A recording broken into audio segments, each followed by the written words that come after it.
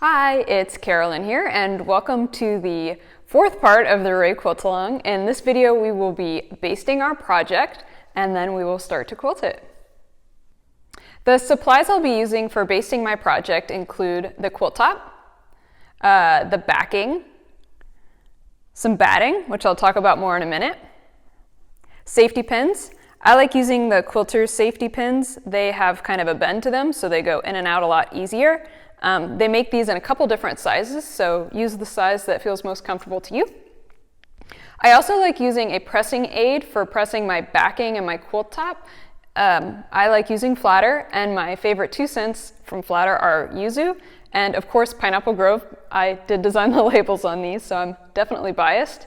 I'll also be using a large pair of scissors, small pair of scissors, and then some clips to clamp my project to the table, which you'll see in a little bit. These are pretty basic. I found them at my local hardware store, but I will try to find some links online and link those below. I'll also be using my cutting table. That's where I'll be basting the project. Like I mentioned, I will be ironing all of my quilt top and my quilt back nice and flat, so go ahead and set up your iron and ironing board. And that's it. Just to give you a little bit of basics about what we're doing when we're basting our project, the idea is that we are compiling our quilt sandwich and getting it ready to be quilted. So the quilt sandwich is usually consists of 3 layers. You have your quilt top on top, so the piece that we sewed together in the last video. You have your batting layer, which is in the middle, and then on the bottom you have your backing fabric, so that's whatever you want on the back. So when we baste these layers together, we are uniting them as one unit and getting them ready to quilt. I think that batting can be a really good thing to experiment with. I definitely experiment with batting all the time. Like I said, I don't use one batting all of the time. I really like to try them all in different scenarios, different types of fabrics that are in my quilt top and backing versus different ways that I'm quilting it. All of those variables make a big difference in what the quilt ends up looking and feeling like, and I love that versatility. So in my project today, I will be using Quilter's Dream. This is their polyester, and it is their lowest loft. I've just been using this a lot lately. I like the way that it feels. It adds a little bit of body to the project, but not too much. I think I go through phases with batting. I have also used a lot of wool in the past, but lately I've just kind of really been into this thin polyester.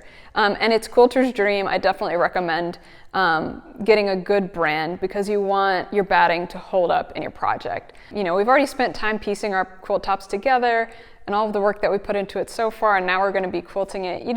You really want things to hold up after we've taken the time to do everything that we've done. As for the backing fabric, you have a few different options with that as well. And also I should mention that for both backing fabric and your batting, the requirements for that are listed in the pattern instructions, so check that out. In general, I calculate in an extra 8 inches in both directions, so that's 4 inches on each side in your width, and then 4 inches on each side for your top and bottom. But adjust that depending on what you like to work with, or if you're sending your quilt off to be quilted, whatever your quilter allows for. So when it comes to backing fabric, there are a few options for that. First of all, probably the easiest option is to use an extra wide backing fabric. There is a special option, extra wide backing fabric, that is 108 inches wide. It's already available in the size that you need. You just get the yardage that you need and then you're good to go. It's super easy.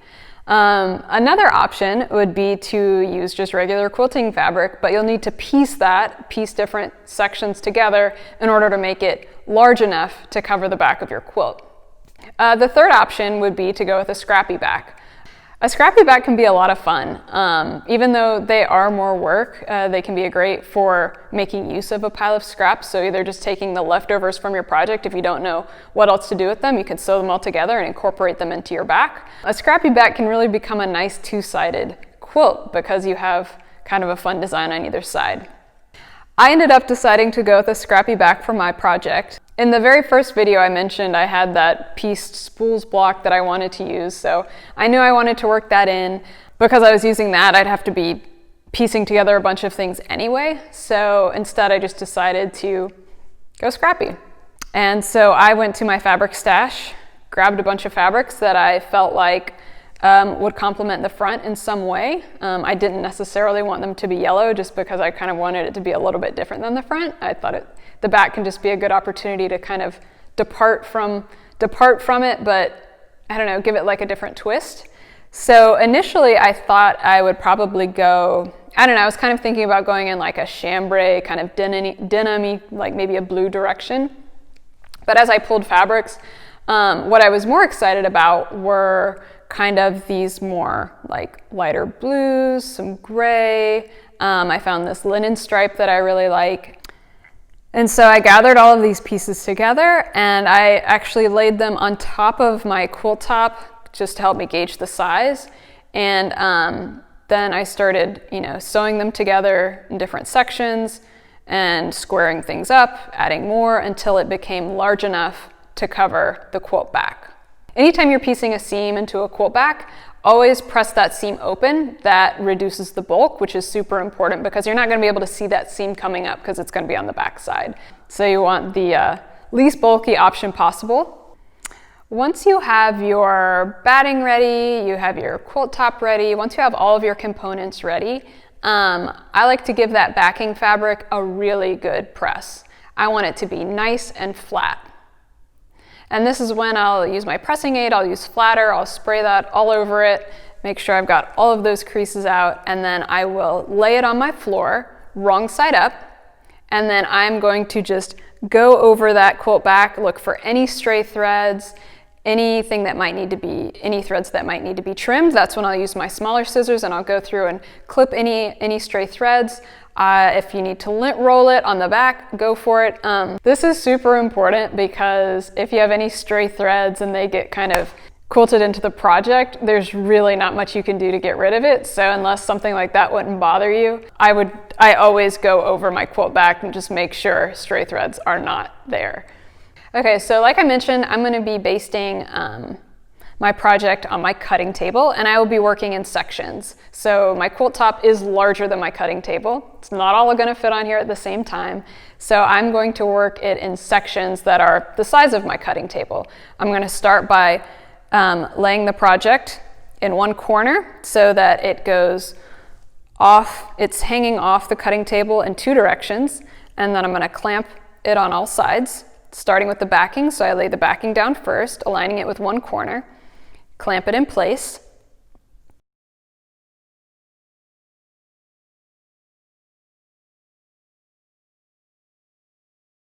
I like to clamp it on all sides to make sure that it is super secure. And then I'm going to grab my batting. I'm going to lay that on top of the backing. Get everything nice and smooth. I'm constantly looking to see if there's stray threads, something has creeped in there that doesn't need to be. Whatever it is, I'm keeping my eyes open and I'm gonna clean it up as I'm moving along. So I get my batting laid out on top of the backing, clamp it in place.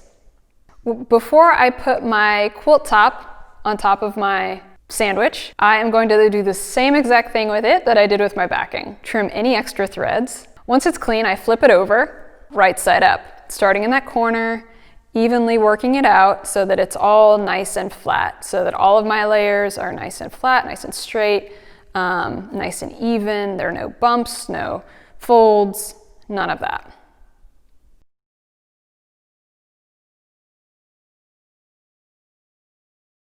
And then I'm going to clamp it. And then I'm going to go through and start safety pinning those layers together.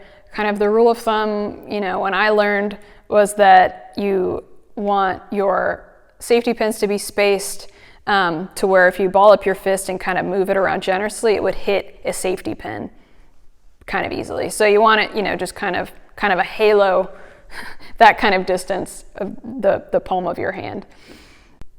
I always like figuring out some kind of way to get into a rhythm with my safety pins that kind of goes off of the piecing. It just makes it much easier to get in the zone and put them in place. But it also kind of makes it easier to anticipate where your pins will come up as you're quilting it if they're on somewhat of a regular schedule.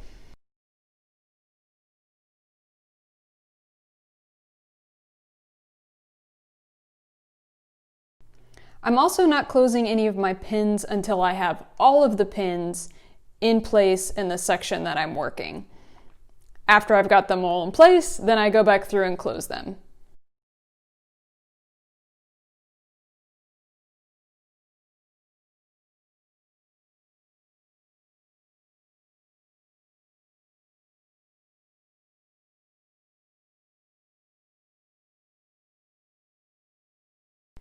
This section is now fully pinned, so I am going to unclamp the project and now reposition it so that I have a new section to pin. I'm going to carefully pull back the quilt top as well as the batting so that I can smooth and reposition the backing fabric. I'll clamp it in place, making sure there are still no threads, that it's nice and smooth, and then I will bring the batting back down in place, smooth it out, reclamp it, and then reposition the quilt top so that everything's nice and flat, nice and straight where I want it to be.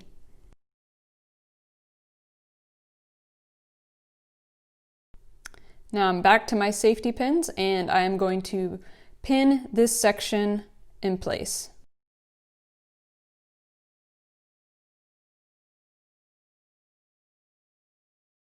Now that that section is fully pinned, I'm going to reposition it one last time so that I can reposition the final layers and pin this last side in place.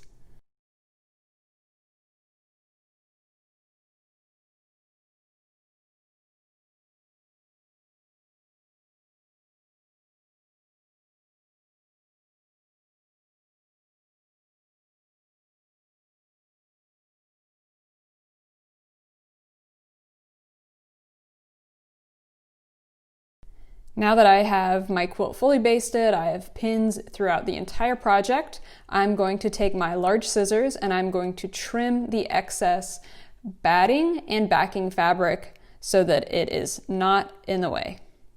Now that everything's basted, let's talk about the quilting. The quilting itself is totally up to you. Let's take a look at how I quilted my first 3 versions. My first quilt is hand quilted using a dark thread, and I hand quilted straight lines that run in a diagonal across the entire quilt. I love how using a consistent color and repeated series of lines across this quilt brings an order and harmony to this quilt. I also love how it looks on the backside. My second version is similar in that it is also hand quilted and it also makes use of repeated straight lines, but this time they go in the horizontal direction and I am using a bright orange thread. The third version is machine quilted. I used free motion quilting in kind of straight-ish lines across the different rows. I did have to do a few color changes so that it would mostly blend with the fabrics. This quilt has a totally different look and feel than the previous 2. So based on even my 3 versions, I hand quilted 2 of them and I machine quilted the third. So whether you want to hand quilt or machine quilt, that's up to you. You also could do neither. You could send it off to a quilter. You could also hand tie it. Whatever way you want to finish the quilt, that's up to you. With this version, I'm going to hand quilt mine. I love the process of hand quilting. It is completely relaxing. I also love the finished result. I love how you can use colorful and bold threads if you wanted. You could use some that matched. That's really fun to look at. And then I also love just how cozy and soft the quilt ends up being. I do get asked about the durability of hand quilting, and it can totally last and work very well. It really all just comes down to making sure that you secure your stitches, you give it enough quilting to hold it together, and you just kind of take care of the project. And of course, if stitches come loose later, you can always add more. This is not the end of the world. This is just fabric and thread. And in the future, if something comes loose and you decide you need to add in something to make it a little bit more secure, you can totally do that. In this version, I want to do another series of diagonal rows. So just like I did in that very first version, where I have even diagonal rows across the quilt, I love the way that looks. The piecing itself is all horizontal or vertical, and so then to get that diagonal element in there, it just complements everything nicely. It doesn't conflict with it at all. I just really like kind of the dimension that adds. So with this version, I'd also like to do diagonal quilting. I'm not sure exactly which colors I want to use. I don't know if I want to stick with the same color. I don't know if I want to change colors across the quilt, maybe start with some of my darker yellows and then like slowly fade to like some of these lighter colors that I have. I don't know if I want to add some interesting pops here and there with some of these other choices that contrast. Those are things that I'm thinking about.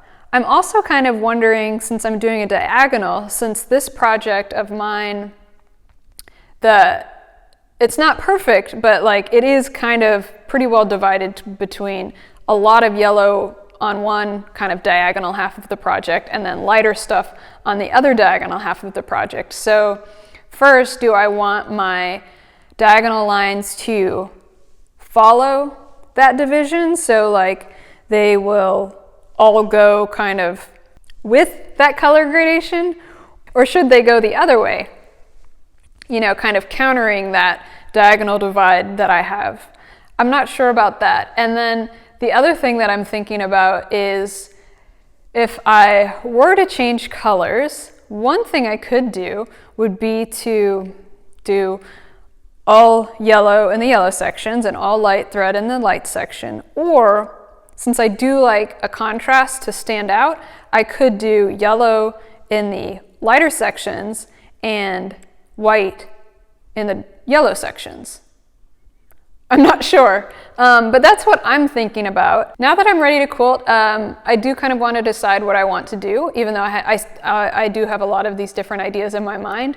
But I think what I'm going to do is to just get started and see how it goes. So I will start quilting my first few rows, and then I'm going to lay the quilt out and assess how it's looking. You can always make a change later.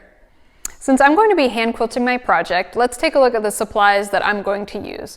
I'll also link below to a blog post that goes over my favorite hand quilting supplies. First, you'll want your threads, so the threads that you're using. I have a really fun mix here of lots of sashiko threads that I have acquired from different shops as I have found them. I will make sure to link some of those shops below. I also have Aurifil 12 weight. It's a cotton thread. It is super easy to work with. It's got a little bit of a shine to it, whereas the sashiko thread doesn't. It has more of a matte finish. You'll also need some needles. So my favorite go-tos are, this is a big stitch needle pack. I have it in my shop and I'll link that below. It's a really nice assortment of different needles. And then I also love these two packs of sashiko needles. They work really well also. When it comes to the needle that you're quilting with, if you're hand quilting, there are a couple things that are important. First is that you want to have a large enough eye that it will accommodate whatever threads you're using. Here I'm using pretty thick threads, so I need a needle that has a large enough eye to accommodate that thread. The other important variable when it comes to a hand quilting needle is the length. And this is something that you can definitely get a feel for as you kind of try out different things. That's also why I kind of recommend, if you're just getting started with any kind of quilting, or really in general, because it's nice to have a variety, but it's good to start with one of these mixed packs because then you have quite a few different needles to try out. You might also end up getting a certain preference for a different needle depending on the project that you're working on. You might be using different threads, but then also that quilt composition, that quilt sandwich that we talked about, what kind of fabrics that you use and the kind of batting you have. Whatever that composition is might require a different needle. So it's nice to start with a variety, and that way, you know, as you get going, if something's not feeling right, you can change it out and see if you can make it easier and more comfortable for you.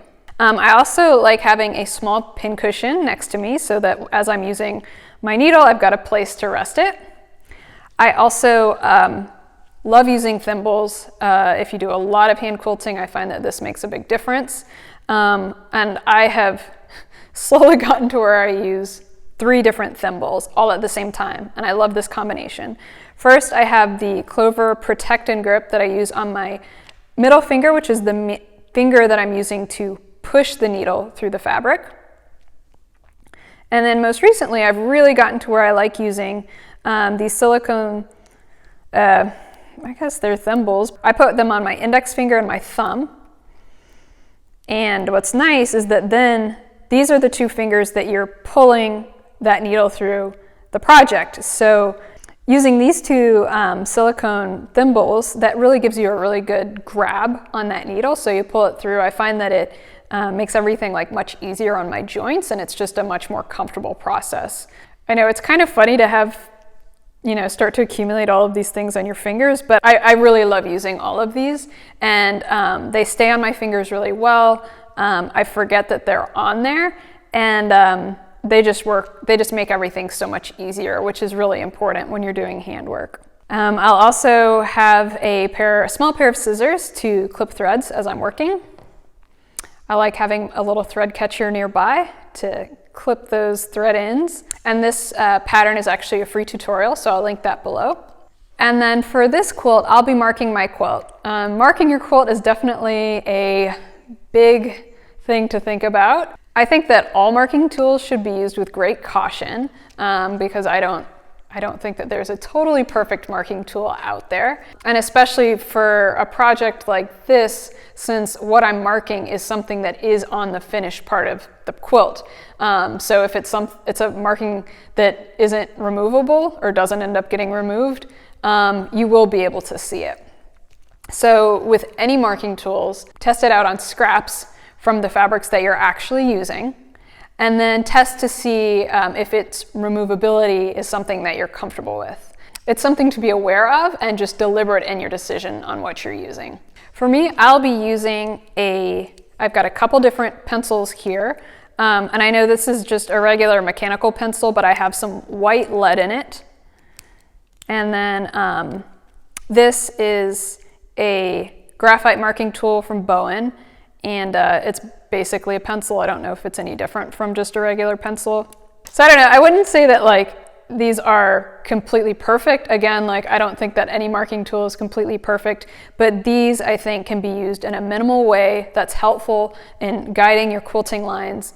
And as you use it, they kind of remove enough on their own that, you know, what's left doesn't really bother me, and even if there's a lot left over, you can take an eraser to it and get most of it out. I will say that I'm definitely really picky with some things. I like for my quilts to be clean and to look nice, and I wouldn't want a marking line to be really distracting. I don't find these to be distracting, and I find that whatever's left actually doesn't bother me. So, you know, test it out for yourself, see if it's something that you'll be happy with, and then make decisions based on that. I like marking the quilt after it's basted, and I will use my long ruler, my 8.5 by 24 inch ruler that I used for cutting out the pieces. I'll lay that on the project and I'll mark out a few rows, go quilt them, come back, mark out a few rows, go quilt them. Kind of marking and then quilting helps kind of break up the action a little bit, and it also means that your markings are kind of nice and fresh when you need them. Because even just kind of working through, some of these markings are so light that they can kind of wear out a little bit over the course of, you know, it moving around in your lap. And so kind of doing it in pieces like that is, I think, a good way to do it. To start quilting, I'm going to grab my first thread and I'm going to put a single knot at the end and then thread it through the needle.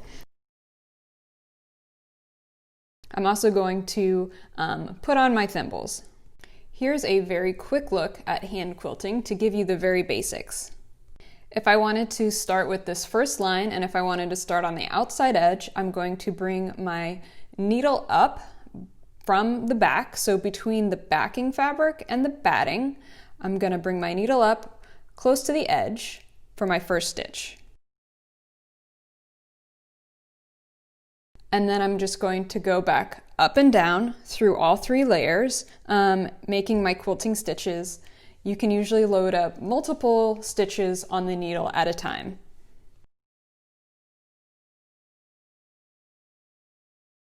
I don't use a hoop when I quilt. I like having more freedom and flexibility as I work. I can adjust and manipulate my setup as I go, which works really well for me. However, if you like using a hoop, that's definitely an option. Quilting is all about making things in a way that is best for each of us. Continue quilting, going up and down, collecting multiple stitches on your needle until you need to reach a stopping point.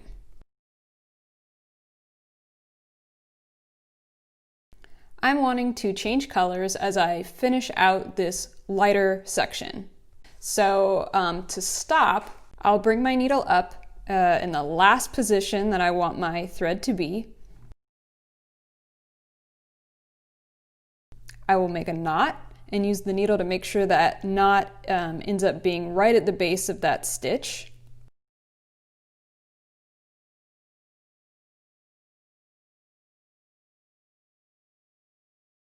Then you can kind of work that thread around to open up the fibers in the fabric to make a little bit of a hole. And in that hole, you'll put your needle and then put that needle, kind of run it through the batting and the back, like between the batting and the backing fabric, along your row of stitches, and then bring your needle back up. Make sure your needle didn't go through the backing fabric, that it's all enclosed in your quilt sandwich. Now you're going to pull your thread, and you're going to have to pull it a little bit tight because what you want to do is to pop that knot that you made into your quilt.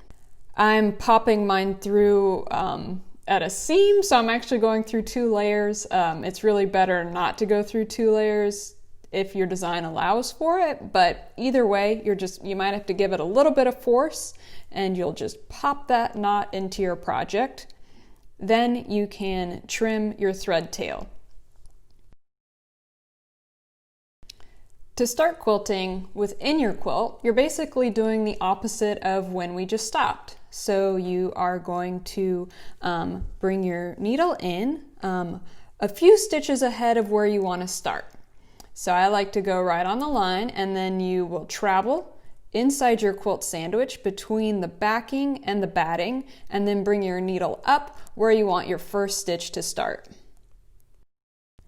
Then you're going to want to pop that knot into your project as you did before when you finished your stitches.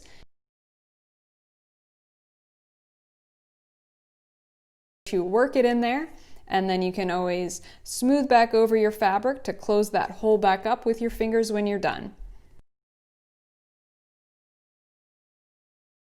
Then you're just going to continue quilting along the row.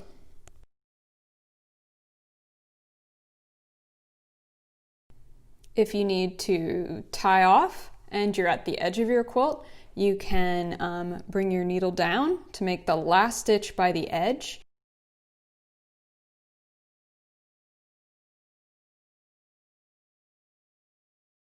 And then I like to make a knot in my batting, between the batting and the quilt top.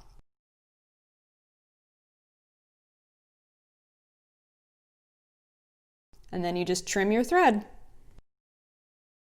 Okay, so homework for you is to get your project basted and then get it quilted. Also, please share what you're making. I'd love to see how your project is coming together. Share it on Instagram using this hashtag. And then also leave your comments below. I'll see you in a couple weeks for the final part of this quilt along where we will be binding our projects. Thank you so much as always for watching this video and for following along. It's been so much fun to see your projects online. They are so inspiring to me, and they are giving me way too many ideas for more of these that I could be making. I hope that you're finding inspiration with that as well. Hit subscribe so you can stay up to date on all of the latest videos, and I will see you next time.